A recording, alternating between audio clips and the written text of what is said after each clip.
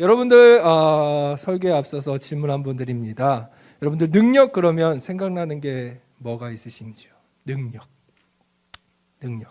그러면 뭐 여러 가지가 막 생각이 복잡할 거예요, 그죠? 누군가는 막 영어 구사 능력, 누군가는 뭐 각종 자격증 등등등, 그죠? 누군가는 뭐 재벌의 그러한 권력. 흔히 우리가 세상에서 능력 그러면 제가 지금 예를 들은 그러한 것들일 거예요. 그렇죠? 돈을 잘 번다거나 아니면 높은 학력이 있거나 아니면 혹은 권력을 가지고 사람들을 내 마음대로 좌지우지하는 것. 이것이 능력이라고 말합니다. 조금 더 근사한 정의로 말하면 영향력 있는 사람. 말 한마디로 여러 사람들을 움직일 수 있는 힘이 있는 사람. 이 사람이 능력자라고 이야기를 하죠. 그래서인지 모르겠는데 이 교회 안에서도 이러한 생각을 가지고 있는 많은 그리스도인들이 무엇을 위해 열심을 낼까요? 이 능력을 갖추기 위해서 노력한다라는 것이죠. 물론 내가 능력을 갖추기 위해서 무엇인가를 노력을 하고 남들이 하지 아니하는 인내 시간을 가지는 것이 잘못된 것은 아니에요. 그런데 제가 어느 목사님하고 이렇게 이야기를 하다가 이런 이야기를 언뜻 들은 적이 있습니다. 우리 교회에는 판검사가 몇 명이고 의사가 몇 명이고 선생님이 몇 명이고. 이 이야기를 들었을 때 저는 생각에 드는 생각이 교회의 목적이 뭐지? 라는 생각이 들더라고요. 그 목사님께서 그렇게 말씀하시는 요지는 이거였을 것 같아요. 우리 교회에 오면 이러한 능력을 갖출 수 있는 사람들과 함께 신앙생활을 할 수 있습니다. 여러분들도 그러한 능력자가 될 수 있습니다. 라고 말씀하시는 것 같았어요.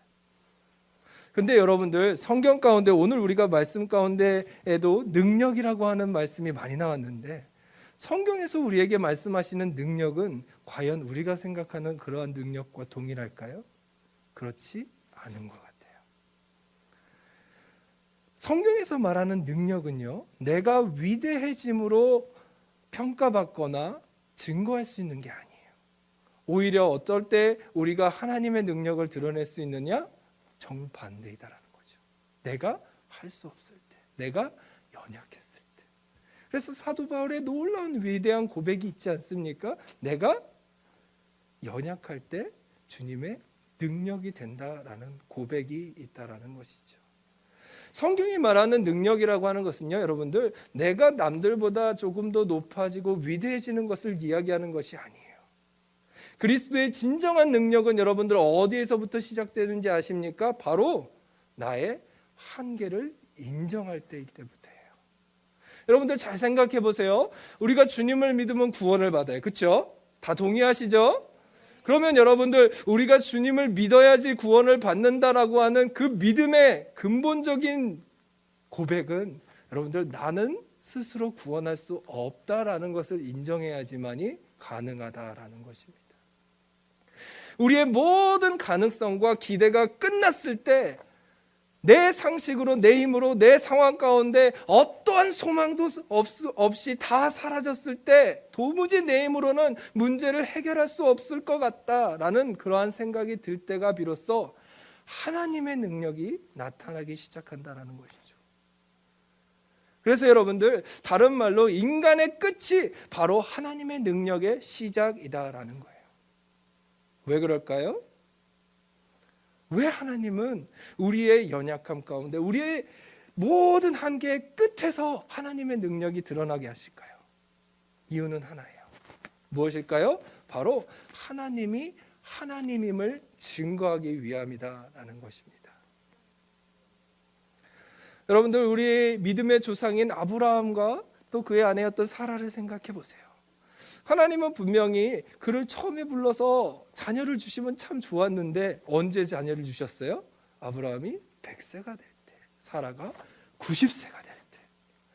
모든 인간적인 가능성이 전부 다 끝나버릴 때, 더 이상 인간적으로 어떤 방법도 생각도 상상할 수 없는 그때에 자녀를 주시지 않았습니까? 왜 그렇게 역사하시느냐라는 거죠. 그 상황을 보면 여러분들 아마 이럴 것 같아요. 누구도 이것이 우연으로 되어진 일이다라고 말하지 못하게 하기 위해서다라는 것입니다. 철저히 이 모든 결과는 하나님께서 하셨습니다라고 하는 이 고백을 여러분들 증거하기 위함이다라는 것이죠. 여러분들 지금 여러분들의 삶의 자리가 지금 그와 같습니까? 누군가보다 뒤처져 있고 누군가보다 나락으로 떨어져 있고 절망으로 있고 도저히 어떻게 내 힘으로 일어날 수 없는 그러한 상황 가운데 도대체 하나님은 저에게 왜 이러세요? 라고 말하는 그러한 상황 가운데 계십니까? 여러분들 기뻐하십시오. 주님의 능력이 드러날 때인 것입니다. 여러분들 잘 생각해 보세요. 성경 가운데는 이러한 기사가 계속해서 많이 쓰여져 있지 않습니까? 그 나사로가 병이 걸렸을 때 그 소식을 들은 예수님은 곧장 그 사랑하는 나사로를 고치기 위해 가시지 않았어요. 언제까지 기다려요? 그를 죽고 장사 지내고 썩어 냄새날 때까지 기다리세요. 무엇을 위해서? 하나님의 영광을 보게 하기 위해서. 그 많은 사람들로 하여금 내가 생명의 주인이다, 내가 너희를 부활시키고 구원시키실 유일한 구원자이다 라는 것을 증거하시기 위해서 주님은 기다리셨다라는 거예요. 때로 우리는 믿음을 가지고 살아간다라고 하면서 하나님께 그렇게 반문합니다. 도대체 하나님은 뭐하고 계세요? 내 인생에 이렇게까지 나락으로 들어왔는데, 나락에 처해져 있는데 주님은 도대체 뭐하고 계세요? 라고 말이죠. 그러나 여러분, 인간의 이성을 뛰어넘고 더 이상 인간의 방법으로 되지 않을 때 그 누이가 그렇게 고백을 하잖아요. 주님, 우리 오라비가 살아계셨을 때 주님께서 오셨었더라면. 그러나 주님은 뭐라고 말합니까? 믿으면 주의 영광을 보리라 라고 말씀을 하세요. 그리고 그 무덤에 있는 나사로에게 명령하시지 않습니까? 나사로야 나오너라. 그때 그 나사로가 그 음성을 듣고 나온 줄 믿습니다. 여러분들 때로 우리가 하나님의 능력을 구하면서 왜 내 삶 가운데는 하나님의 능력이 나타나지 않을까요? 이유는 하나이다라는 거예요. 여전히 내 방법과 내 생각과 내 한계성에서만 내가 신앙생활에 나아가기 때문이다라는 거예요.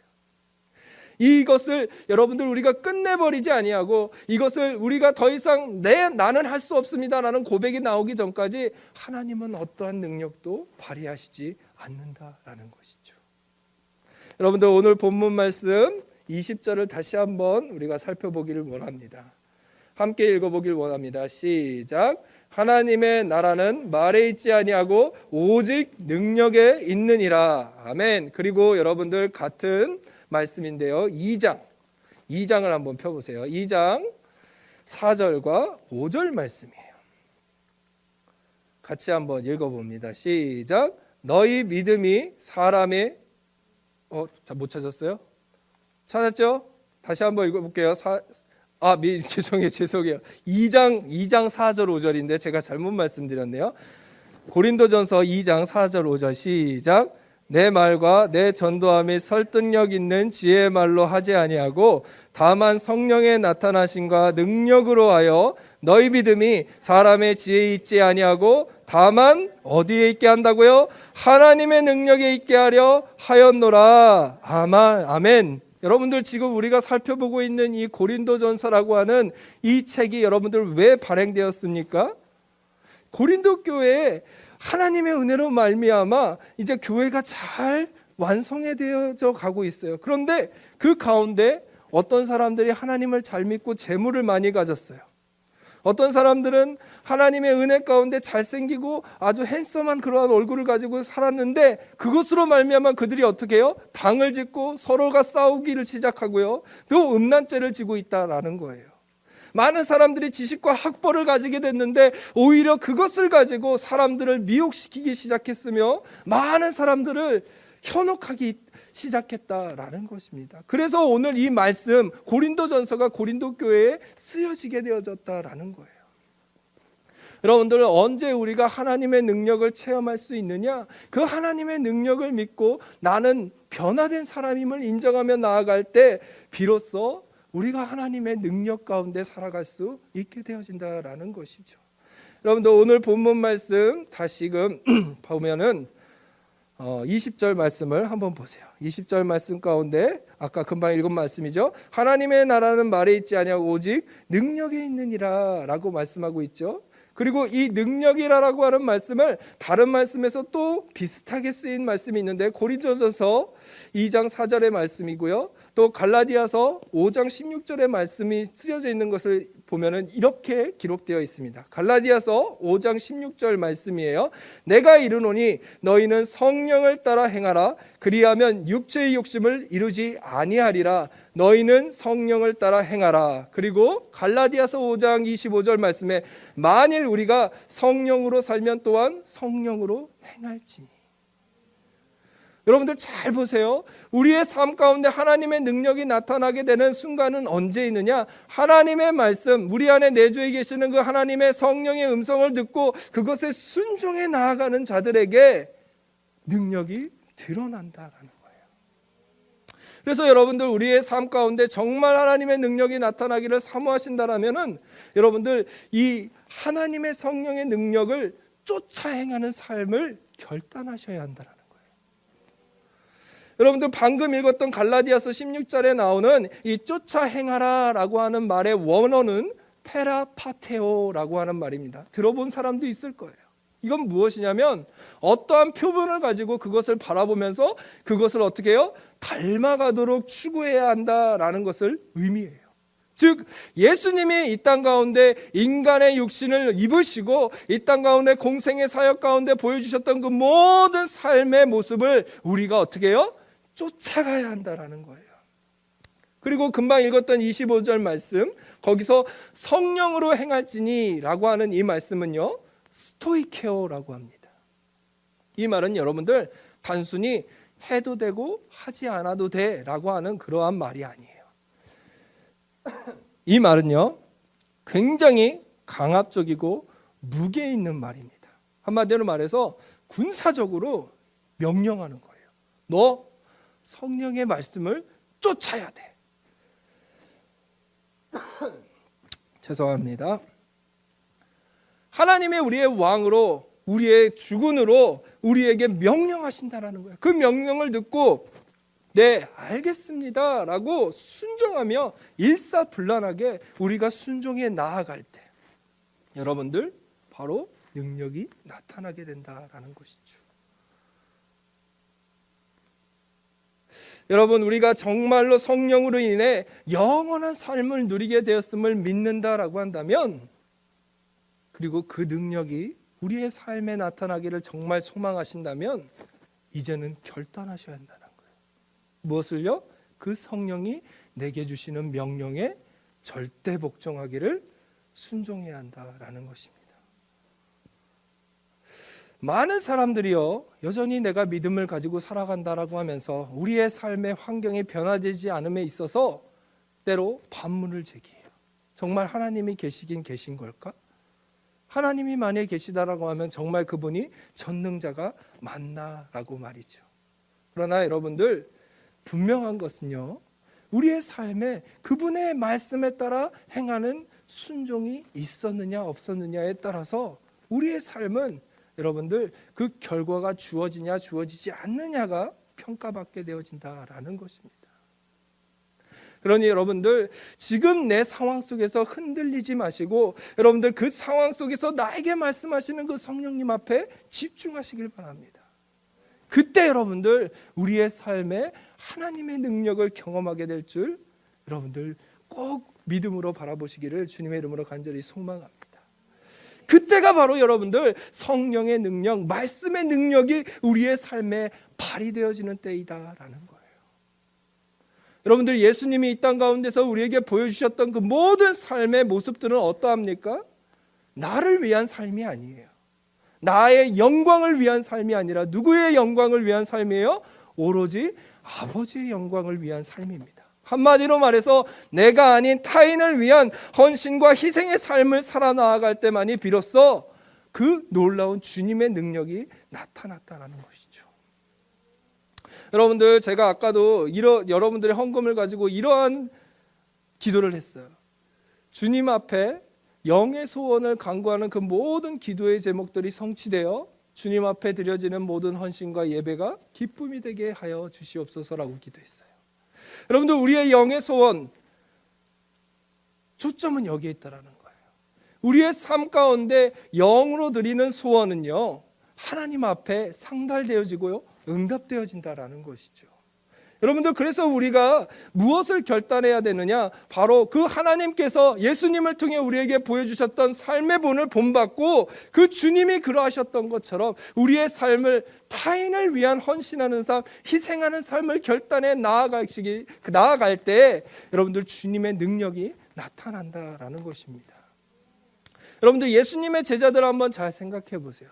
예수님의 제자들, 자신의 모든 것들을 다 버려두고 주님을 따르는 놀라운 결단을 합니다. 그러나 여러분들, 그 결단에는 목적이 있었어요. 무엇이었을까요? 내가 한 자리 차지해서 내 이 신분의 서러움을 한번 되갚아 보겠다. 그죠? 그래서 허구한 날 자기들끼리 모이면 누가 더 크냐고 싸웠잖아요. 주님이 십자가를 지셔야 되는 그 전날 밤에도 자신을 위하는 삶을 살아가니까 아무리 주님 곁에서 많은 이적과 기적을 보더라도 여러분들, 그들의 삶은 어떠했습니까? 그 마지막 순간 예수님께서 나를 위해서 1시간 깨어 기도해달라고 했을 때 그들은 깨어 기도하지 못했다라는 거예요. 그리고 죽으면 죽였지 나는 절대로 주님을 배신하지 않겠습니다, 부인하지 않겠습니다 라고 허언장담했지만 결국 그들은 주님의 체포되는 현장 속에서 그 주님을 버려두고 도망을 선택했다라는 것입니다. 여러분들, 왜 그들이 믿음을 지키는 데 실패했습니까? 나를 위한 삶을 살고자 했기 때문이다라는 거예요. 여러분들, 성경 가운데서는요, 나를 위하여 무엇인가를 하는 것이 하나님이 보시기에는 굉장히 큰 죄가 되는 경우가 몇몇 있었어요. 그 대표적인 것이 무엇이냐면 바로 모세가 시내산에 하나님의 말씀 10계명을 받으러 갈 때 그들이 한 행동입니다. 그들이 송아지의 우상 숭배를 할 때 여러분들, 그들은 다른 신을 예배하기 위해서 송아지의 우상신을 만든 게 아니에요. 모세가 이제 오랜 시간 동안 보이지 않게 되자 그들은 걱정하기 시작한 겁니다. 이상하다, 이 사람이 왜 내려오질 않지? 그러면서 요구를 한 게 뭐예요? 우리를 인도하여 낸 신을 만들라는 거예요. 근데 문제는 어디에 있어요? 주어에 있어요. 우리를 위하여 우리를 인도할 신을 만들어내라. 그러자 그것을 받아들이고 뭐라고 말합니까? 송아지를 만들고 이것이 너희를 구원해낸 너희 하나님이다 라고 말을 해요. 이스라엘 백성들은요, 여러분들, 우상 숭배를 하려고 하는 것이 아니라 바로 자신들을 인도해낸 그 하나님을 예배하기를 원했어요. 그 하나님을 보기를 원했다라는 거예요. 그런데 문제는 무엇이냐? 자기 자신을 위하여 하나님을 보기를 원했다라는 것입니다. 여러분들, 우리의 삶에 있어서 하나님의 그 놀라운 능력이 나타나지 않는 이유가 바로 여기 있다라는 거예요. 많은 그리스도인들이, 여전히 많은 사람들이 하나님으로부터 능력받기를 원해요. 부를 누리길 원하고 권력을 가지길 원합니다. 그러나 그 모든 것들이 하나님의 나라를 위하는 것이 아니라 나를 위한다라고 할 때 주님의 능력은 절대로 나타날 수가 없다라는 것이죠.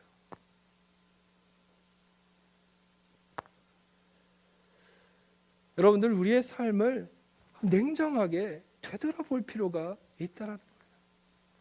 주님이 주시는 그 능력 가운데 우리가 정말로 남을 위해서 헌신을 각오하고 그 주님의 모습을 닮아가고 있는지, 아니면 나 역시도 세상 사람들과 동일하게 그 능력을 가지고 내가 조금 더 높게, 내가 조금 더 다른 사람들보다 더 나은 삶을 추구하고 있지는 않은지 우리의 삶을 되돌아보아야 할 필요가 있다라는 것입니다. 성경은 나무를 어떻게 알아보느냐? 열매로 알아본다라고 말을 하죠. 여러분들은 대부분 도시에서 자랐기 때문에 어떤 나무를 보고 저거는 무슨 나무야? 라고 잘 구분이 안 가실 거예요. 그죠?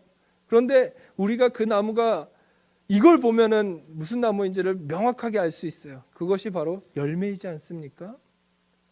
마찬가지다라는 거예요.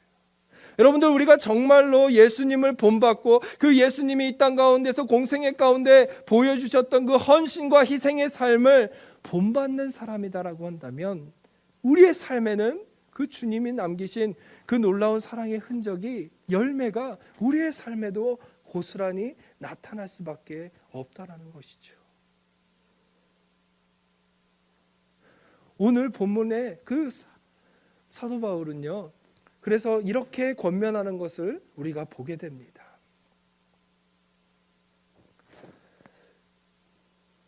본문 14절과 15절 말씀이에요. 14절과 15절에 이렇게 고백을 하고 있습니다. 내가 너희를 부끄럽게 하려고 이것을 쓰는 것이 아니라 오직 너희를 내 사랑하는 자녀같이 권하려 하는 것이라. 그리스도 안에서 1만 스승이 있으되 아버지는 많지 아니하니 그리스도 예수 안에서 내가 복음으로써 너희를 낳았음이니라. 여러분들, 이 말이 무슨 말일까요? 이해가 되세요? 왜 사도 바울이 갑자기 그들의 행적을 꾸짖으려고 하는데 이 말을 썼을까? 나는 너희들을 내가 알고 있는 지식으로 가르치려고 하지 않는다라는 거예요. 너희들이 이렇게 되었다라는 소식을 듣고 내가 너무나 마음이 아파서 아버지의 마음을 가지고 너희들을 훈계하려고 한다라는 것입니다. 여러분들, 우리의 삶에 능력이 나타나지 않는 이유는 바로 이러한 아버지의 마음을 갖지 아니하고 우리의 사역을 대하고 있기 때문은 아닐까라는 거예요. 믿는 사람과의 관계가 아비와 그 자식의 관계의 입장이 되어져야 한다라는 것입니다.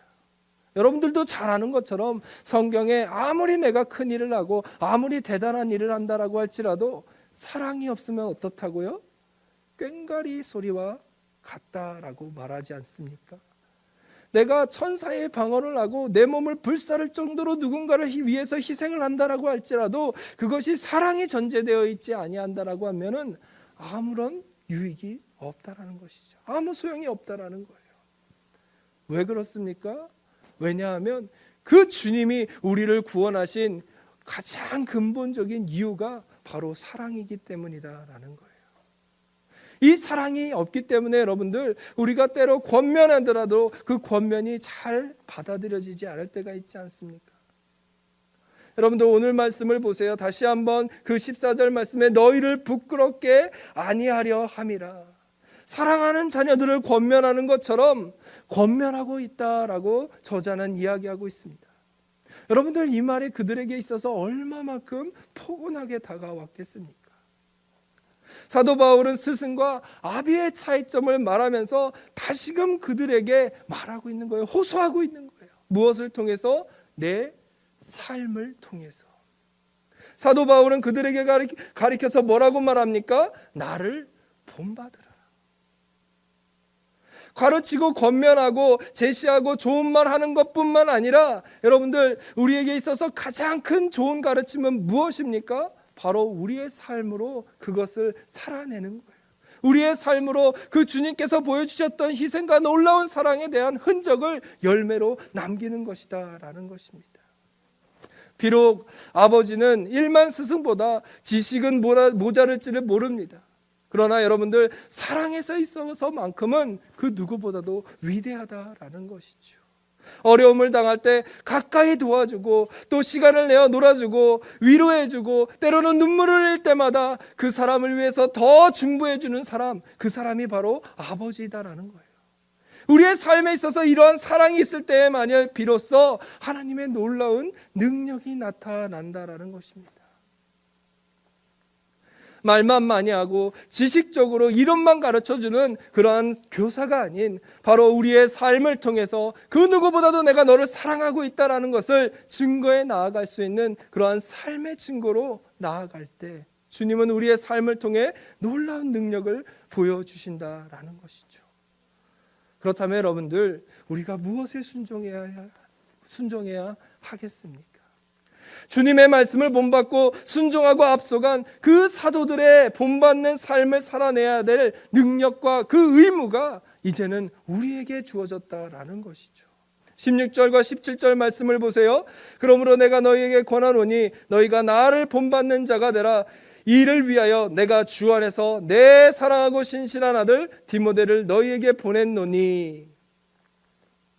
지금 사도 바울은요, 그 주님의 사랑으로 말미암아 그들에게 가르치는 것을 우선시하는 것이 아니라 그들을 사랑으로 대하기를 원한다라고 말하고 있다라는 것이죠.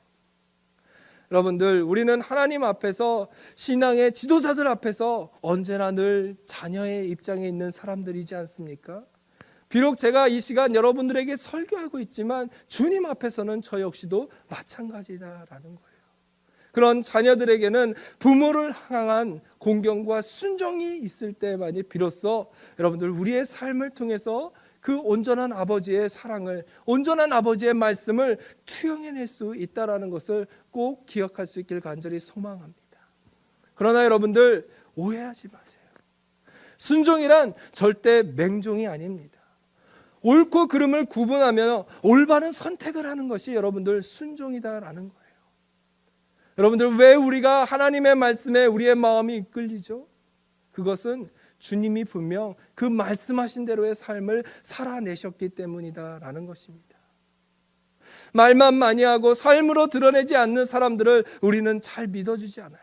그래서 오늘날 국회의원들이 그렇게 많이 욕먹고 있지 않습니까? 그의 말과 행동을 신용할 수가 없기 때문이지 않습니까? 어쩌면 오늘날 세상 사람들에게 비춰지는 그리스도인들의 모습이 이와 같지는 않나 우리의 삶을 되돌아볼 필요가 있다는 것이죠. 여러분들, 초대교회에는요 7%밖에 되지 않는 그리스도인이 이 로마 시내에 있었어요. 로마 대제국에 있었습니다. 그러나 그 7%의 온전한 그리스도인으로요 로마 제국은 머지않아 기독교 국가가 되었다라는 거예요. 이것이 능력이지 않겠습니까? 오늘날 우리가 살아가고 있는 이 도시, 이 대한민국에요, 뭐 많이 줄었다라고 하지만 여전히 3분의 1 정도가 기독교인이라고 통계를 하고 있어요. 그렇다면 여러분들, 7%에 하나는 그 초대교회의 기독교인과 비교했을 때 어마어마한 차이이지 않습니까? 그럼에도 불구하고 오늘날 기독교를 진리다라고 말하는 세상 사람들은 그리 많지 않다라는 거예요. 왜 그렇습니까?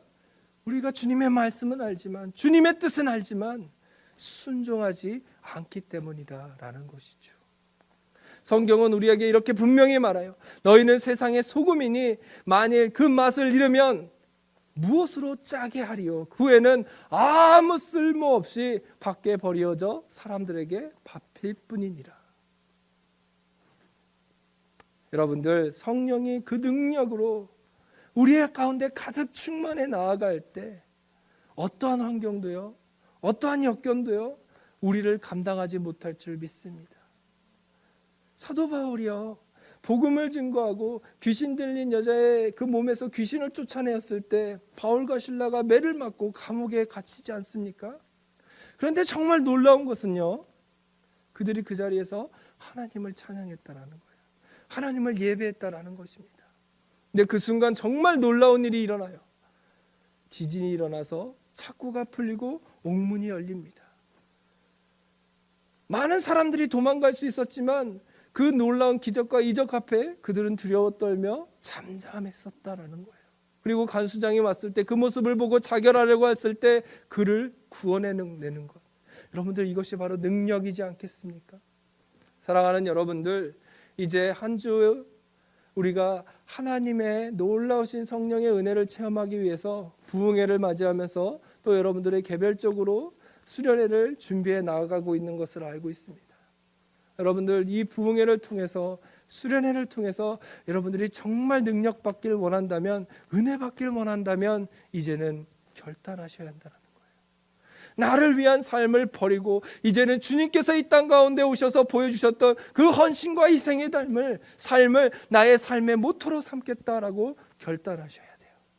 이제는 내 생각과 내 방법과 내 한계를 벗어버리고 주님, 저는 더 이상 내 힘으로 할 수 있는 게 아무것도 없습니다 라는 고백, 그 고백으로부터 여러분 시작하셔야 된다는 거예요. 그리고 주님이 보여주셨던 그 온전한 삶을 여러분들 소망하며 내 삶 가운데도 그 작은 예수가 되어 주님이 베풀어 주셨던 놀라운 사랑과 은혜가 그 흔적이 우리의 삶에 머물러 있기를 소망하며 기도하셔야 된다라는 것입니다. 여러분들은 충분한 그러한 자질들이 있는 청년들인 것 같아요. 아멘이신가요? 저만 그렇게 생각하는 거 아니죠? 저는 그런 여러분들을 위해서 중보하도록 하겠습니다. 그러니 여러분들 오늘 꼭 이 말씀을 기억하시고 오직 성령님이 내 안에서 나를 통해 나에게 주시는 말씀, 나에게 이루길 원하시는 말씀, 그것에 온전히 매어져서 순종함으로 성령의 열매를 맺어 주님의 능력을 증거해 나아가는 확신 있는 삶을 살아나가는 다음 세대의 이슬과 같은 청년들이 되어질 수 있기를 주님의 이름으로 간절히 축원합니다.